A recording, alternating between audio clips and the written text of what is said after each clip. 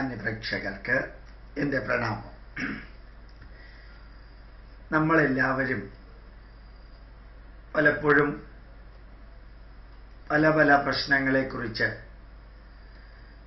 ചിന്തിച്ച് ദുഃഖിക്കാറുണ്ട്, ടെൻഷൻ എടുക്കാറുണ്ട്. ഞാൻ നമ്മളെന്ന വാക്കാണ് ഉപയോഗിച്ചത്, നിങ്ങളെന്ന വാക്കല്ല. ഞാൻ ഉൾപ്പെടെ അതിൽപ്പെടുന്നു. സ്വാഭാവികമായിട്ടും ജീവിതത്തിൽ വരുന്ന പല പ്രശ്നങ്ങളും, ചെറുതും വലുതുമായ പ്രശ്നങ്ങൾ അഭിമുഖീകരിച്ച് പരിചയമില്ലാതെ വരുമ്പോൾ, അല്ലെങ്കിൽ പുതിയതായിട്ട് അഭിമുഖീകരിക്കേണ്ടി വരുമ്പോൾ പലപ്പോഴും പലരും പതറാറുണ്ട്, വേദനിക്കാറുണ്ട്, ടെൻഷൻ എടുക്കാറുണ്ട്, ദുഃഖിക്കാറുണ്ട്. അല്ലെങ്കിൽ ആരോടെങ്കിലും ചെന്ന് പറഞ്ഞ് ആശ്വാസവാക്കുകളോ പരിഹാര മാർഗങ്ങളോ അന്വേഷിക്കാറുണ്ട്. ഇതെല്ലാം എല്ലാവരുടെയും ജീവിതത്തിലുള്ളതാണ്.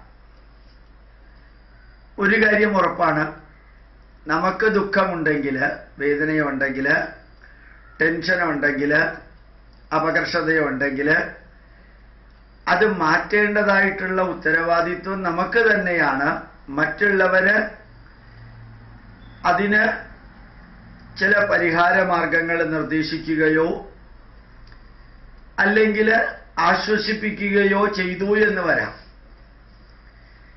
ധാരാളം വ്യക്തികൾ ഇതുപോലെയുള്ള കാര്യങ്ങൾക്ക് ഇങ്ങോട്ടേക്ക് വിളിക്കാറുണ്ട്.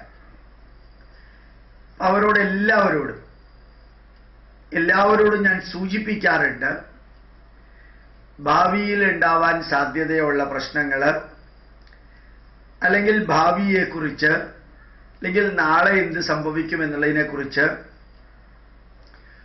വളരെ അധികം വേവലാതിപ്പെടല്ലേ.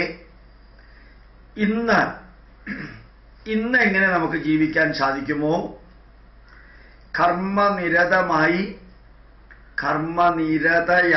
നിരതനായി ധന്യമായിട്ട് ജീവിക്കാൻ ശ്രമിക്കുക. നാളെ വരുന്നത് എന്താണെങ്കിലും അത് നാളെ കാണാം. നാളത്തെ പ്രശ്നം ഇന്ന് പരിഹരിക്കേണ്ട എന്നല്ല, അത് വരട്ടെ. അതൊരു പക്ഷേ നമ്മൾ പ്രതീക്ഷിച്ചതിനേക്കാളൊക്കെ വളരെ ലാഘവത്തോടുകൂടി ഒന്നും സംഭവിക്കാതെ കടന്നുപോയി എന്ന് വരാം. ചിലപ്പോൾ പ്രതീക്ഷിച്ചതുപോലെ സംഭവിച്ചു എന്ന് വരാം. വളരെ വളരെ വിരളമായിട്ട് മാത്രം പ്രതീക്ഷിച്ചതിനേക്കാൾ കോംപ്ലിക്കേറ്റഡ് ആയി എന്ന് വരാം. അപ്പോ എന്ത് സംഭവിച്ചാലും മരണം വരെ ജീവിച്ചല്ലേ മതിയാവൂ. എന്ത് സംഭവിച്ചാലും ഓരോ ദിവസവും നമ്മൾ ഈ ഭൂമിയിൽ നിലനിൽക്കണം. വളരെ ഹീനകൃത്യങ്ങൾ, കൊലപാതകമോ പിടിച്ചു പറയോ, അല്ലെങ്കിൽ അതിനേക്കാൾ കോംപ്ലിക്കേറ്റഡ് ആയിട്ടുള്ള ബാങ്ക് കൊള്ളയോ, അത്ര തന്നെ കോംപ്ലിക്കേറ്റഡ് ആയിട്ടുള്ള കള്ളക്കടത്തോ ജനറലി ചെയ്തിട്ടുണ്ടാവില്ല. അപ്പോൾ പരിണതഫലം വളരെ ഭീകരമൊന്നുമാവില്ല. അതുകൊണ്ട് എന്ത് പരിണതഫലം വന്നു കഴിഞ്ഞാലും ദേശവിദേശങ്ങളിൽ നിന്ന് ധാരാളം വ്യക്തികൾ വിളിക്കുന്നുണ്ടെന്ന് മാത്രമല്ല, ഇന്നലെ തിരുവല്ലയിൽ നിന്ന് ഒരു പള്ളിയിലെ അച്ഛൻ എന്നെ വിളിച്ചിരുന്നു. സാർ, അടുത്ത മാസം തിരുവല്ലയിൽ ഒരു പ്രഭാഷണത്തിന് വരുന്നുണ്ട്, ഞായറാഴ്ച വൈകുന്നേരം.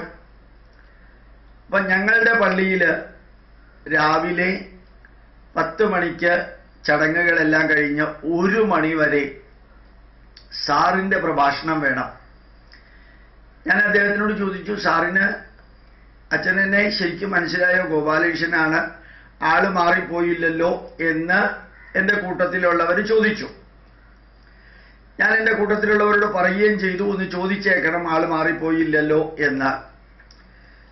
അപ്പൊ ആ അച്ഛൻ പറഞ്ഞു, ഒരു കുഴപ്പമില്ല, സാറ് തന്നെയാണ്. 3 മണിക്കൂർ കുടുംബ ബന്ധങ്ങളെ കുറിച്ച് പറയണം. നമ്മളുടെ ഇടവകയിൽ നമ്മുടെ കൂട്ടത്തിലുള്ളവർ ധാരാളം പണക്കാരുണ്ട്.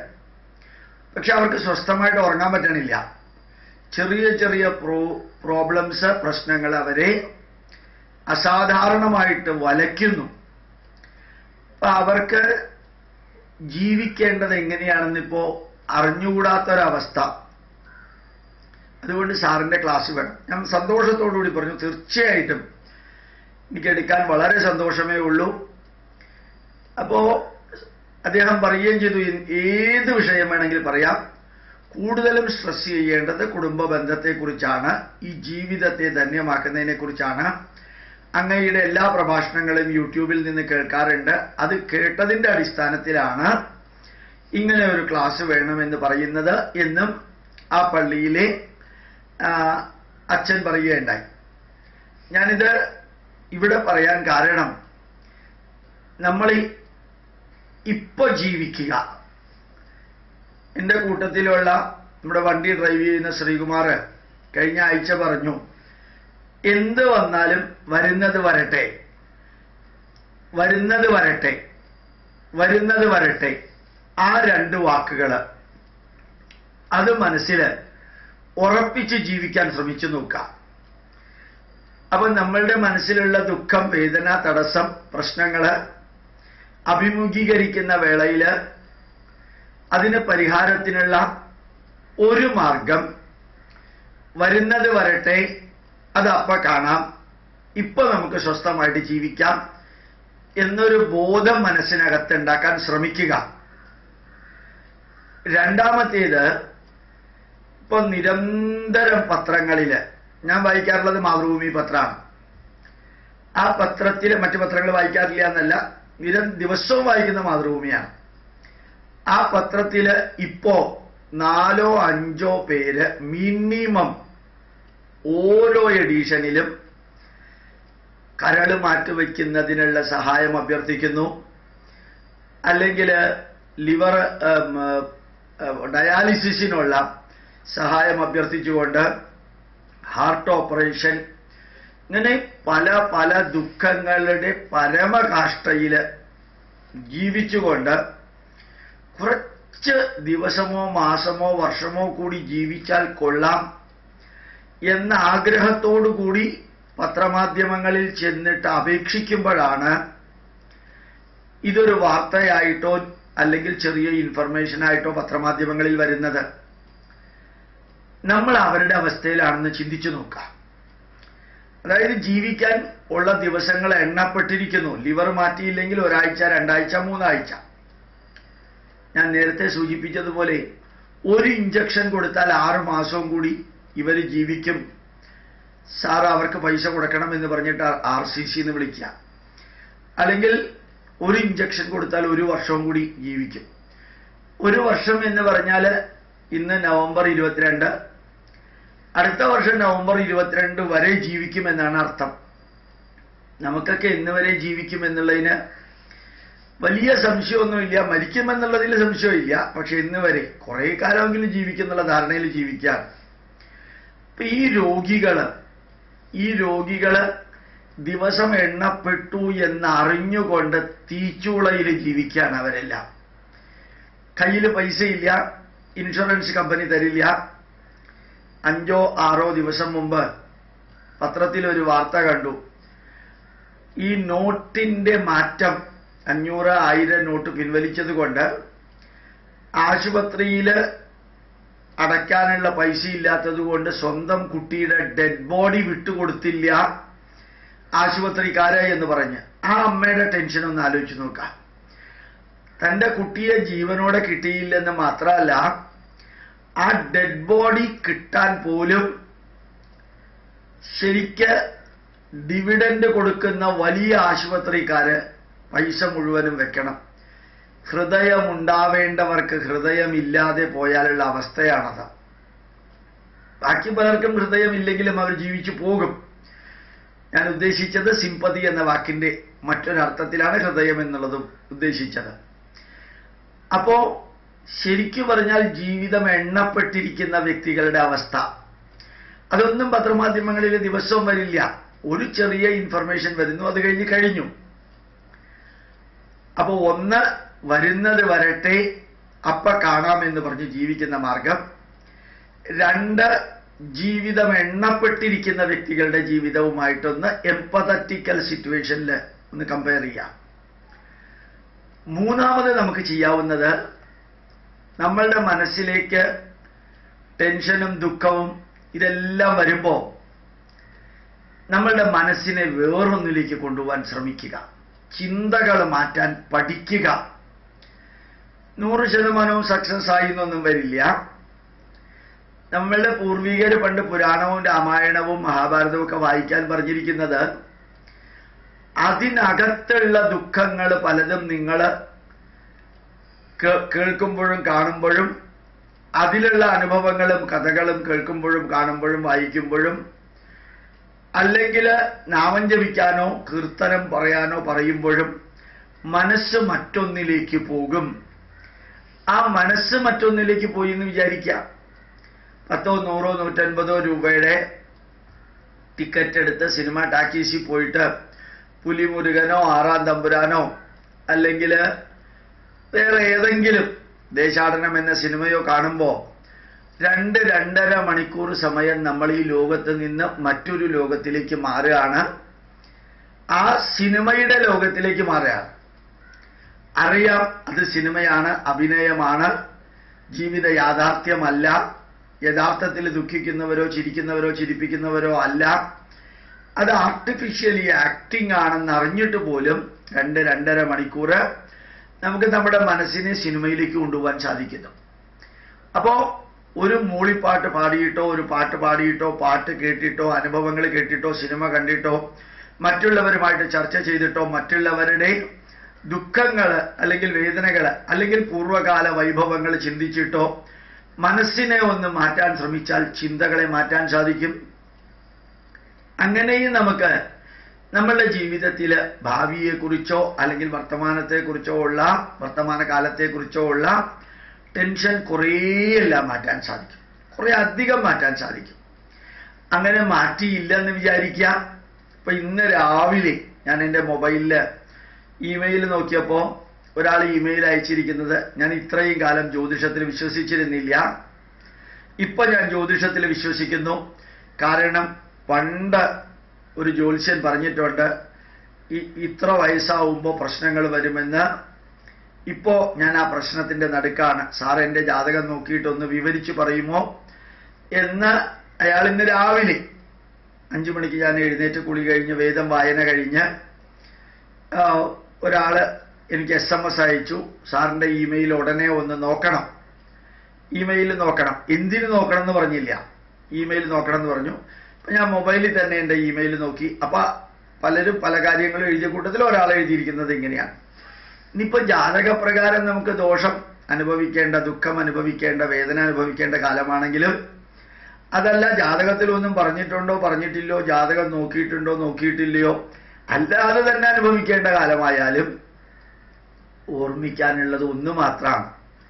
നമ്മൾ അനുഭവിക്കാനുള്ളത് വിധി എന്നോ ഈശ്വരൻ തന്നോ എന്നോ പ്രകൃതി തന്നോ എന്നോ അല്ലെങ്കിൽ എൻ്റെ കർമ്മഫലമാണെന്നോ തലവിധിയാണെന്നോ ഇതെല്ലാം പറഞ്ഞിട്ട് ദൂരെ മാറി നിൽക്കുന്ന എന്തിൻ്റെയെങ്കിലും പുറത്ത് ഇതൊക്കെ ആരോപിച്ചിട്ട് നമ്മൾ മുമ്പോട്ട് പോകുമ്പോഴത്തേക്ക് നമ്മുടെ പ്രശ്നം പരിഹരിക്കപ്പെടുന്നില്ല. അപ്പോൾ പ്രശ്നം പരിഹരിക്കാനുള്ള ഒന്നാമത്തെ മാർഗം എന്ന് പറയുന്നത് വരുന്നത് വരട്ടെ, അതപ്പം കാണാം എന്നുള്ള ഒരു വീക്ഷണം ഉണ്ടാക്കാം. അപ്പം മനസ്സിന് കുറേ ആശ്വാസം കിട്ടും. 2, നമ്മളെക്കാൾ ദുഃഖിക്കുന്നവരെ വേദനിക്കുന്നവരെ ജീവിതം വരെ എണ്ണപ്പെട്ടിരിക്കുന്നവരുടെ അനുഭവങ്ങൾ നോക്കുക. 3, എത്ര കാലം നമ്മൾ ജീവിക്കുന്നു അത്രയും കാലം മനസ്സിനെ കുറേ ചിരിക്കുന്നതിലേക്കും സന്തോഷിക്കുന്നതിലേക്കും കൊണ്ടുപോകാനായിട്ട് ചിന്തകളെയും മനസ്സിനെയും മാറ്റാൻ ശ്രമിക്കുക. അങ്ങനെ ശ്രമിച്ചാൽ ഓരോ ദിവസവും നിരന്തരം കർമ്മനിരതനായിട്ട് ക്ഷീണിക്കുന്നത് വരെ പ്രവർത്തിക്കുക. 1 മിനിറ്റ് പോലും കളയാതെ പ്രവർത്തിച്ചു കഴിഞ്ഞാൽ രാത്രി കിടക്കുമ്പോൾ ഉറക്കം വരും. ധാരാളം വർക്ക് ചെയ്ത് കഴിഞ്ഞാൽ നല്ല വിശപ്പുണ്ടാവും. പ്രശ്നങ്ങൾ ലോകത്തിലെ എല്ലാവർക്കുമുണ്ട്. മറ്റ് പണ്ട് ഉള്ളവരനുഭവിച്ച പ്രശ്നത്തിൻ്റെ 100-1 പ്രശ്നം ഇന്ന് നമുക്കില്ല. പണ്ടുള്ളവർ ഭീകരമായിട്ടുള്ള പ്രശ്നങ്ങൾ അനുഭവിക്കുമ്പോൾ പോലും തളരാതെ നിന്നിരുന്നു. ഇപ്പം നമുക്കൊരു വളരെ ചെറിയ പ്രശ്നം പോലും താങ്ങാൻ പറ്റാത്ത വിധത്തിൽ നമ്മൾ സുഖസൗകര്യങ്ങളിൽ ജീവിക്കുന്നു. അങ്ങനെയുള്ളത് കമ്പയർ ചെയ്തിട്ട് ഓരോ മിനിറ്റും ഒരു പ്രവൃത്തി കഴിഞ്ഞാൽ അടുത്ത പ്രവൃത്തി, അടുത്ത കാര്യം ചെയ്യുക, എല്ലാം എഴുതി വയ്ക്കാം. ഇനി അവസാനമായിട്ട് നാലാമതായിട്ട് ഒന്നുകൂടി പറയാനുള്ളത്, ഏതെങ്കിലും സോഷ്യൽ വർക്കിൽ ഏർപ്പെടുക. നല്ല പാവപ്പെട്ടവനോ വിശക്കുന്നവനോ വേദനിക്കുന്നവനോ അനാഥനോ വൃദ്ധനോ, അല്ലെങ്കിൽ അമ്പലത്തിലെ കമ്മിറ്റിയിലോ മറ്റേതെങ്കിലും കമ്മിറ്റികളിലോ ഏതെങ്കിലും ക്ലബ്ബുകളിലോ റെസിഡൻഷ്യൽ അസോസിയേഷനിലോ സങ്കീർണമായ പ്രശ്നങ്ങളില്ലാത്ത സംഘടനകളിൽ, വലിയ രാഷ്ട്രീയവും അല്ലെങ്കിൽ നെഗറ്റീവുകളും ഇല്ലാത്ത സംഘടനകളിൽ എങ്ങനെ പ്രവർത്തിക്കാൻ സാധിക്കുമോ തിരിച്ചൊന്നും പ്രതീക്ഷിക്കാതെ യജ്ഞഭാവത്തിൽ ത്യാഗഭാവത്തിൽ പ്രവർത്തിച്ചുകൊണ്ടേയിരിക്കുക. അപ്പോൾ പിന്നെ നമ്മൾ ഈ നമ്മളെക്കുറിച്ച് മാത്രം ചിന്തിക്കുന്ന, നമ്മളുടെ പ്രശ്നങ്ങളെക്കുറിച്ച് മാത്രം ചിന്തിക്കുന്ന ഒരു വേദനാജനകമായ അവസ്ഥ ഉണ്ടാവില്ല. കൂടി വന്നാൽ എന്ത് സംഭവിക്കും? മരിക്കും. അത്രയല്ലേ ഉള്ളൂ. ആ മരണം ഇല്ലാത്ത ആരെങ്കിലും ലോകത്തിലുണ്ടോ? ഏത് ജന്തുവിനും ഏത് ചെടിക്കും ഏത് മനുഷ്യനും മരണമുണ്ട്. അതിരാവിലെ 3-3:30 മുതൽക്ക് 7 മണി വരെ എത്ര പശുക്കളെയും ആടുകളെയും കോഴികളെയാണ് പച്ചയ്ക്ക് അറുത്ത് കൊല്ലുന്നത്. അങ്ങനെയൊന്നും നമ്മളെ ആരും കൊല്ലില്ലല്ലോ. നമ്മളെക്കാൾ 10-15 ഇരട്ടിയൊക്കെ വലിപ്പമുള്ള പോത്തിന്, പശുവിന്, കാളയ്ക്കൊക്കെ കയ്യും കാലും കെട്ടിയിട്ട് അറുത്ത് കൊല്ലുമ്പോൾ അതനുഭവിക്കുന്ന വേദനയൊന്നും നമ്മൾ മരിക്കുമ്പോൾ അനുഭവിക്കേണ്ടി വരില്ലല്ലോ. അങ്ങനെ നമ്മളെ ആരും കൊല്ലില്ലല്ലോ. അപ്പം മരണം എന്നുള്ളത് ഉണ്ട് എല്ലാവർക്കും. അത് ഇന്ന് വരുന്നോ, അടുത്ത ആഴ്ച, അടുത്ത മാസം, അടുത്ത വർഷം വരുന്നോ എന്ന് അറിഞ്ഞൂടാ. ജഗദീശ്വരൻ തന്നിരിക്കുന്ന ഈ ജന്മം നിരന്തരം പ്രവർത്തിച്ച് വേണ്ടാത്ത കാര്യങ്ങളെക്കുറിച്ച് പരിധിക്കപ്പുറം വേവലാതിപ്പെടാതെ വരുന്നത് വരട്ടെ, ഇപ്പൊ നമുക്ക് ജീവിക്കാം എന്ന് പറഞ്ഞ് കർമ്മോന്മുഖനായിട്ട് ജീവിക്കാൻ ഒന്ന് ശ്രമിച്ചു നോക്കുക. ഇത് ഞാൻ എൻ്റെ ജീവിതത്തിൽ പകർത്തുന്ന കാര്യമാണ് ഞാൻ നിങ്ങളോട് പറഞ്ഞത്. പിന്നെ ഒരു നല്ല സുഹൃത്തുണ്ടെങ്കിൽ ഇടയ്ക്കിടയ്ക്ക് ഉണ്ടാവുന്ന ഈ ടെൻഷനും ദുഃഖവും അയാളോട് തുറന്നു പറയുക. അപ്പം മനസ്സിലെ ഭാരം ഇറക്കി വെക്കാനും അത് സഹായിക്കും. പ്രണാമം, നമസ്കാരം.